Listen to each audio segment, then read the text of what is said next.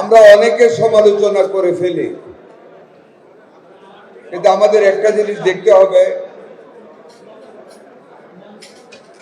আমাদের দেশের বর্তমান জনসংখ্যা সে আনুপাতিক হারে আমাদের ডাক্তারদের সংখ্যা কত। আজকে আমি ঢাকা মেডিকেল কলেজ হসপিটালে তৎক্ষণাৎ ভিজিটে গিয়েছিলাম সকাল 9:30। আমরা আসলে বাইরে থেকে যত খারাপ শুনি তত কিন্তু খারাপ না।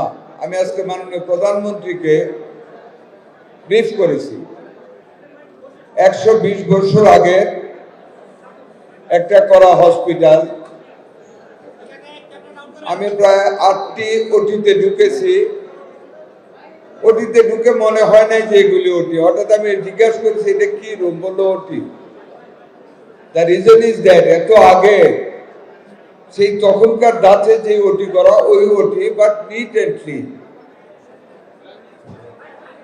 তেলা পোকার সংখ্যা কম, সার পোকা নেই, খাবার দাবার রোগীদের জিজ্ঞেস করছি ভালো, তবে অনেক উন্নতির জায়গা রয়েছে।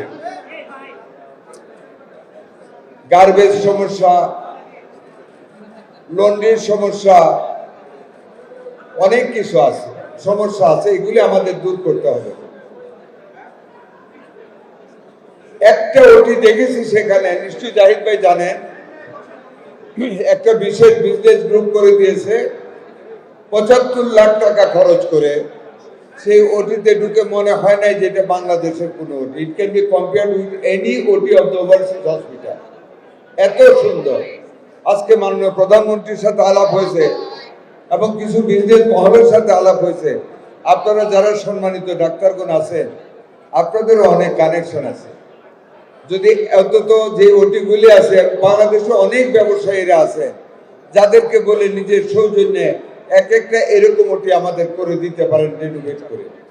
আপনারা দয়া করে সেটা বলবেন। আমরা অনেকের কাছে আপিল করেছি, 2-1টা গ্রুপ আগিয়ে আসতেছেন। 1 কোটি টাকা খরচ করে একটা আধুনিক ওটি করলে এটা এমন কোনো বেশি কিছু খরচ না ওনাদের জন্য, ওনারা করতে পারেন।